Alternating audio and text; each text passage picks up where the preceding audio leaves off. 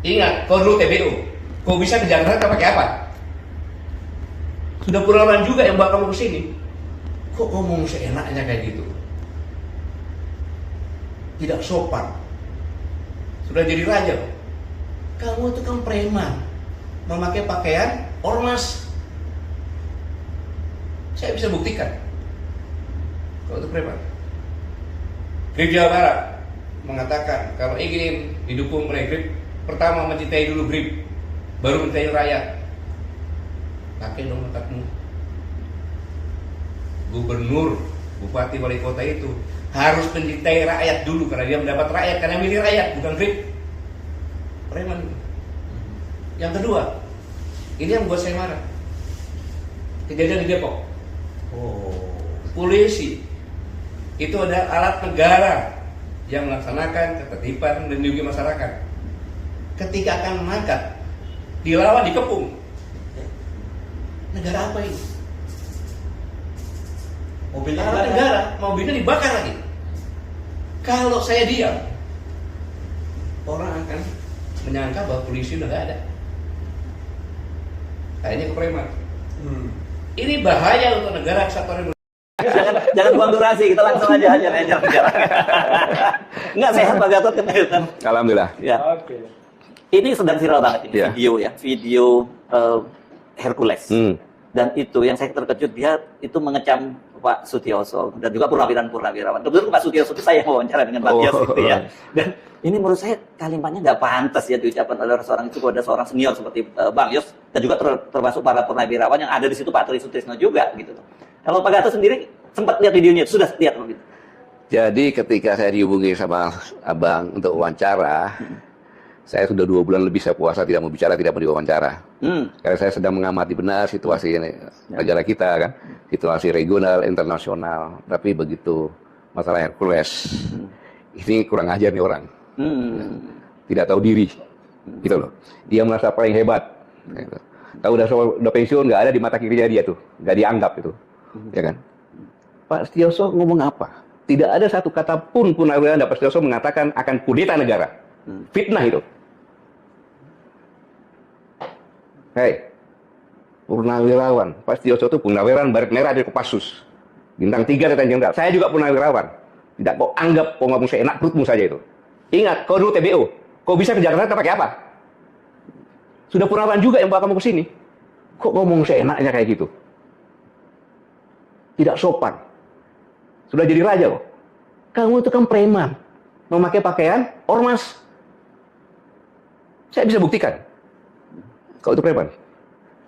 Grip Jawa Barat mengatakan kalau ingin didukung oleh Grip, pertama mencintai dulu Grip, baru mencintai rakyat. Pakai dong otakmu. Gubernur, bupati, wali kota itu harus mencintai rakyat dulu karena dia mendapat rakyat, karena milih rakyat, bukan Grip. Preman itu. Yang kedua, ini yang buat saya marah. Kejadian di Depok. Polisi itu adalah alat negara yang melaksanakan ketertiban dan melindungi masyarakat. Ketika akan mengangkat, dilawan, dikepung. Negara apa ini? Mobilnya Alat dibakar. negara, mobilnya dibakar lagi. Kalau saya diam, orang akan menyangka bahwa polisi udah nggak ada. Akhirnya ke preman. Ini bahaya untuk negara kesatuan Republik Indonesia. Satu, dia menghina pensiunan Kopassus. Kau juga menghina presiden saya. Jenderal Prabowo itu komandan Jenderal Kopassus. Pangkostrat presiden saya. Kau bilang bau-bau tanah lagi. Saya juga bau tanah. Yang sopan bicara. Para Purnawan itu nggak ada satupun kata akan mengkhianati negara, akan kudeta, nggak ada. Justru mendukung. Mana ada? Pak Prabowo itu mantan Danjen Kopassus. Mantan Pangkostrat. Masa prajurit TNI nggak dukung? Nggak masuk akal. Makanya pernyataan yang 8 itu kan mendukung, kecuali IKN. Dan memberikan masukan-masukan yang konkret. Berdasarkan pemikirannya mereka sendiri. Karena Purnawirawan itu, Hercules tahu, Purnawirawan yang di situ yang bicara itu, mereka adalah orang-orang gila. Gila mencintai negara kesatuan Republik Indonesia, termasuk presiden saya. Dia tuh gila mencintai negara. Kau apa jasanya terhadap negara? Hidup di negara ini ya, yang sopan santun. Saya mohon maaf kepada saudara-saudaraku sebangsa tanah air. Selama ini saya tidak pernah bicara keras, tapi dengan preman saya harus bicara dengan terbuka seperti ini. Dengan menggunakan bahasa preman.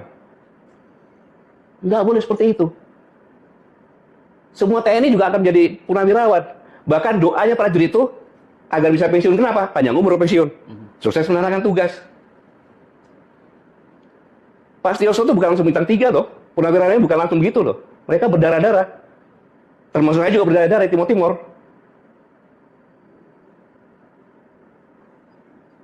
Dan yang lebih parah lagi, kalau negara sudah dikuasai preman, kehancuran akan terjadi. Itu, kehancuran akan terjadi. Kenapa? Kosnya akan tinggi. Mana ada preman cinta rakyat? Gak ada yang meres.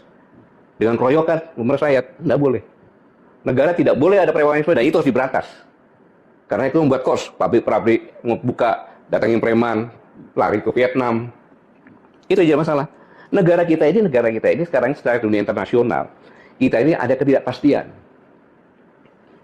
Karena perang dagang antara Cina dengan Amerika. Karena Ukraina perang.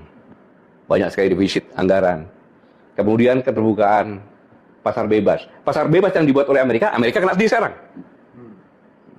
Nah, dalam kondisi seperti ini, maka persaingan inilah yang mengerikan. Mengerikan negara kita ini. Kita memang, orang bilang kaya-kaya bagaimana? Karena sumber daya alamnya kita jual begitu saja. Kita jadi bangsa pasar. Kenapa kita nggak jadi bangsa industri? Karena kosnya tinggi. Saya pernah nyampaikan, kos industri di Indonesia itu antara 23 sampai 27. Average rata-rata sekitar 25%. Gimana mau bersaing? Nggak bisa. Karena apa? Ada premanisme, ada mafia-mafia, ya mafia hukum, mafia politik, mafia ekonomi. Sehingga indikasinya sekarang finansial turun kan? Kemudian nilai tukar rupiah makin merosot. Kemiskinan menurut WHO udah 60% malahan. 60,3. 60,3. Kalau kita biarkan premanisme ada, tambah mempercepat kehancuran bangsa ini. Bangsa ini menjadi bangsa yang gagal. Makanya itu saya di sini mengajak, mari kita semuanya lupakanlah semuanya itu. Kita bergandengan tangan karena bangsa yang bisa hebat, bisa survive dalam kondisi seperti ini hanya bangsa yang cerdas, bangsa yang sigap, bangsa yang bersatu dan pantang menyerah. Karena apa? Kalau bangsa yang lemah, kalau terjadi berai, kita akan menjadi bangsa pasar dan kita akan tenggelam. Ingat kita bonus demografi pada tahun 2030 itu 46% kalau salah masyarakat Indonesia itu. Kalau dia tidak punya kerjaan, itulah kita tamat. Bencana demografi itu. Iya, bencana demografi. Nah, itulah yang katakan berhentikan premanisme, berhentikan mafia. Mafia itu kalau saya bilang konglomerat terlalu sopan. Itu mafia. Dia menguasai politik, dia menguasai ekonomi, dia menguasai hukum. Dan kemudian menguasai negara. Nah, itu untuk menguasai negara nanti ya. Sama dengan Grab ini, dia sudah masuk ke ranah politik, bahaya sekali. Jadi Pak Gatot, ini ada klarifikasi sedikit. Tadi mengatakan kita bersatu gitu ya. Tapi tentunya bersatu dengan elemen-elemen bangsa yang memang benar-benar mencintai negara ini kan. Bukan bersatu dengan preman dan bersatu dengan koruptor serta mafia tadi. Kecuali unless dia sadar. Ya, mau berubah kan begitu. Jadi kalau negara ini ingin bangkit, mari sama-sama kita berantas premanisme, kita berantas korupsi, kita berantas mafia. Itu maksudnya. Artinya kan nanti di orang lain, wah ini Pak Gatot nyuruh kita bersatu, nggak bisa dong minyak dengan air. Kita clearkan dulu ya kan, jernih dulu airnya, baru kita bersatu. Bang Rev ini kayak pura-pura tidak tahu saja dia gitu. Ingin Kan tegas. yang membuat Si kita ngomong sama audiens. Iya, yang menyebabkan kita ini menjadi hanya bangsa pasar, ya kan. Kemudian sumber daya alam kita ini nggak diproduksi langsung diekspor saja. Itu ya karena premanisme, karena mafia, karena korupsi, itu yang harus diberantas, gitu loh. Itu musuh masyarakat, itu cancer di masyarakat. Nah, kalau itu sepakat kita. Ya kita harus sepakat lah, kalau nggak sepakat, saya pulang aja begitu. Jadi clear ini ya soal iya, itu nggak boleh ada gitu. Tapi begini, ini kan kelakuan misalnya katakanlah pejabat atau mantan pejabat. Iya. Kan ada kejadian kemarin tuh, wah tiba-tiba muncul sosok yang disebutkan Pak Gatot tadi kan. Padahal orang mau bersilaturahmi untuk klarifikasi. Maksudnya Jokowi yang di Solo. Jokowi yang di Solo. Oh, dan kemudian Hercules datang ke sana. Datang ke sana. Oh, gitu. Jangan mantan pejabat dong, banyak mantan pejabat. Lalu kemudian, kok kita heran. Ini kenapa ya? Tiba-tiba kok, padahal orang yang datang itu maaf kata, itu ibu-ibu sama orang tua. Kan ada Rizal Fadila, Bu Kurnia itu yang diterima itu Damai Hari Lubis. Kakek-kakek, 2 kakek, sama 1 ibu-ibu. kok tiba-tiba dihadapkan pada kelompok-kelompok. Begini Pak Gatot, banyak sekali kan kelompok-kelompok yang kemudian seperti digunakan oleh penguasa atau mantan penguasa untuk kepentingan dirinya. Ya dalam kasus misalnya ijazah palsu dan lain sebagainya, itu terjadi kalau kita mau jujur. Ya tentunya kalau itu benar-benar menggunakan preman, ya istilahnya sangat memalukan, ya kan, sangat memalukan. Masa rakyatnya sendiri yang saya yakin mereka dulu juga milih Pak Jokowi tidak terima, preman malah diterima kan? Ya saya melihat kenyataan seperti ini aja gitu kan. Ini kan apa saya mau ngomong ya? Susah ngomongnya kalau kayak gitu, ya? Gelil. Gitu. Jadi ya komentar saya susah lah mau komentar lagi tuh bahasa apa lagi tuh kayak gitu. Ya. Nah, tapi ini yang menarik dalam kasus Hercules ya. Saya mesti bikin Pak Gatot pasti punya informasi lebih dibanding kita ya. Kan disebutkannya bahwa Hercules Pak Prabowo itu pernah menjadi ketua Dewan Pembina GRIP gitu ya, GRIP Jaya. Padahal sudah ada surat pernyataan dari Pak Prabowo tahun 2022 mundur. Tapi GRIP Jaya menyatakan bahwa Pak Prabowo itu tidak pernah mundur, dan ini kelihatannya ini nama Pak Prabowo berada dicatut ya oleh Hercules. Justru itu yang saya marah. Sedikit ngomong tenang aja, presiden kita dekat dengan kita. Ya, betul, yang mana presidennya? Udah jelas. Pada saat Daniel Kopassus beliau ngomong masalah preman Hercules, nggak ada kaitannya. Kemudian secara tertulis ya dari Partai Gerindra kan menyatakan Pak Prabowo sendiri, nggak ada kaitannya. Sekarang saya tegaskan sini, tidak mungkin presiden saya Prabowo itu membackup preman kayak GRIP yang berbaju ormas.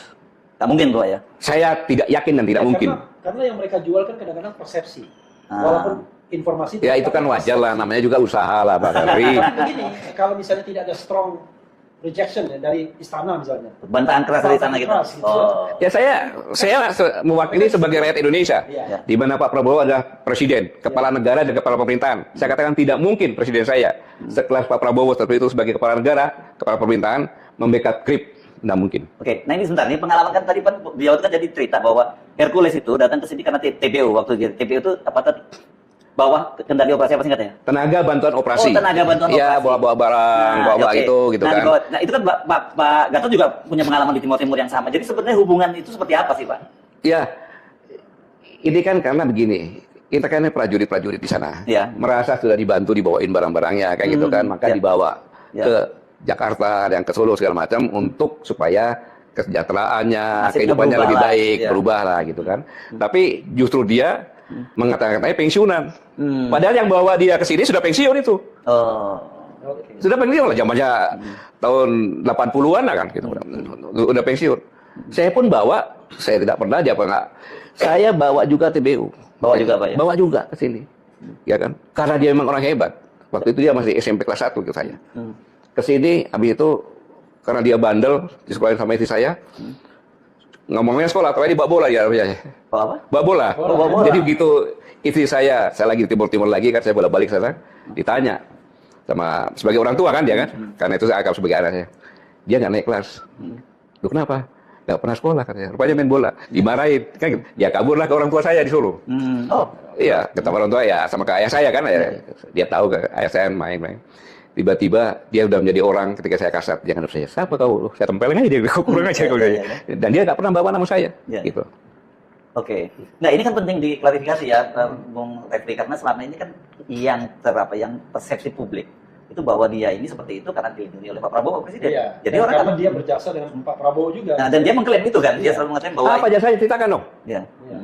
Jasanya apa ceritakan? Terhadap negara kesatuan Republik Indonesia ini jasanya apa? Berjasa terhadap Pak Prabowo-nya. Ya jasa angkat barang kan tidak dibayar juga itu kan. Cuma karena mungkin Pak Prabowo ya hatinya baik kan gitu. Kamu ikut mungkin, tapi saya yakin bukan Prabowo juga kan gitu. Kamu ikut ke Jakarta ya disekolahkan segala macam gitu. Masa kalau kita tahu gini, nama ini kan sudah lama ya, sudah katakanlah barangkali udah puluhan tahun ya. Dan kadang-kadang terkesan penegak hukum pun tidak bisa menjangkaunya begitu. Atau tidak berani bahkan lepas itu malahnya. Pakai bahasa halus kan? Ya saya kali ini saya angkat topi dengan Kepolisian Republik Indonesia.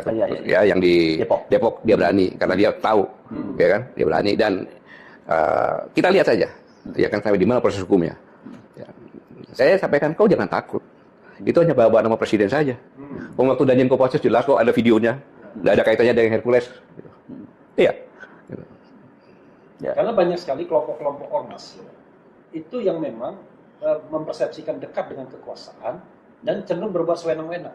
Nah, Tapi de facto kadang-kadang mereka juga memang ada jabatan di misalnya komisaris BUMN ya kan, datang sok jagoan atau kemudian ngancam orang Noel gitu kan. Lalu hal seperti itu terjadi. Jadi gimana? Apakah semata-mata salah mereka atau sesungguhnya kekuasaan pun tidak tegas untuk menyeleksi dan membatasi preman-preman ini? Ya mungkin tidak mendengar ya, makanya dengan podcast kita ini sampai ke Pak Prabowo ya, sampai pemerintah, kita berantas premanisme karena itu akan menjadi cancer dari masyarakat. Masyarakat udah susah lagi, ditambah susah lagi gitu kan. Karena definisi saya mungkin Mas Hersu, preman itu sederhana, yaitu orang yang biasa menggunakan kekerasan, terutama kekerasan fisik untuk mencapai tujuannya. Dan keroyokan. Iya biasanya. Kalau kita kan ibaratnya kita berargumentasi, kita berdebat, kita buka buku, kita ada ilmunya kan. Kami. Ya, kalau Pak Gatot kan juga bertempur. Enggak, sekarang ya. Iya. Jadi kita berargumentasi. Nah, argumentasi itu kadang-kadang dihadapi dengan kekerasan fisik yang nggak mungkin juga kita layani gitu. Ya, karena itu kan penegakan hukum jelas. Ya, negara harus hadir di situ. Negara harus hadir. Ya. Masa tiba-tiba Hersu benar berkelahi kan nggak mungkin. Oke, Pak Gatot clear ya soal ini ya, soal preman dan sebagainya, tegas sikapnya jelas beliau dan saya kira ini meskipun mungkin kita nggak akan dapat konfirmasi langsung dari Pak Prabowo, tapi sebagai sesama perwira yang juga sama-sama di Timur Timur, kita bisa ada gambaran seperti apa sebenarnya kedekatan. Sama-sama bintang 4. Ya, oke. Ya waktu itu saya masih letnan atau kapten ya ketika Pak Prabowo di sana, beliau memimpin tim Bravo dan saya bergerak bersama-sama tim Bravo juga gitu sana. Iya. Jadi waktu itu beliau pangkatnya apa? Letkol. Ya, komandan batalion ya. Dan satu waktu itu. Mungkin Pak Gatot dari saya mungkin ya. Ada nggak imbauan Pak Gatot? Jangan kepada para preman ya, preman tuh selama masih ada user tetap aja dia akan eksis. Tapi kepada siapapun yang menggunakan, terutama kalau dia pejabat publik. Karena dulu kita mengenal buzzer kan, yang seperti preman kan, itu kan dibilang wah ini peliharaannya si X, peliharaannya si Y, dan mereka juga ada sebagian yang ngaku kalau dapat katakanlah uang setoran setiap saat. Nah, terhadap mereka yang memelihara preman untuk kepentingan politik, ekonomi, sosial, hukum mereka, mungkin silakan Pak Gatot ngomong. Marah-marah juga nggak apa-apa kayak Hercules tadi. Ya. Bung Hersu, Bang Refli, selama 2 bulan ini kan saya merenung. Merenung ternyata semakin saya merenung, semakin saya mendalami kondisi dunia dan kondisi negara kita semakin menakutkan. Ya. Rakyat kita sudah 280 juta sekarang. Kemudian kondisi ekonomi kita hanya. Halo teman-teman, berjumpa bersama saya di Politik Dangi. Kalau kita melihat bagaimana Pak Nurmantio ya, Pak Gatot Nurmantio ini marah besar terhadap teman-temannya. Pada siapa lagi kalau bukan preman Hercules. Di sini Pak Gatot marah besar lantaran Hercules itu malah menentang para purnawirawan TNI ya. Hal inilah yang membuat Gatot Nurmantio ini marah besar teman-teman. Padahal Pak Gatot ini kan adalah purnawirawan juga ya. Bahkan Pak Gatot mengancam ya Hercules teman-teman. Hercules ini preman ya, dengan dilapisi ormas yang benar-benar membuat onar teman-teman. Bagaimana Hercules anggotanya ya membakar mobil di Jawa Barat beberapa waktu lalu. Bagaimana menurut kalian?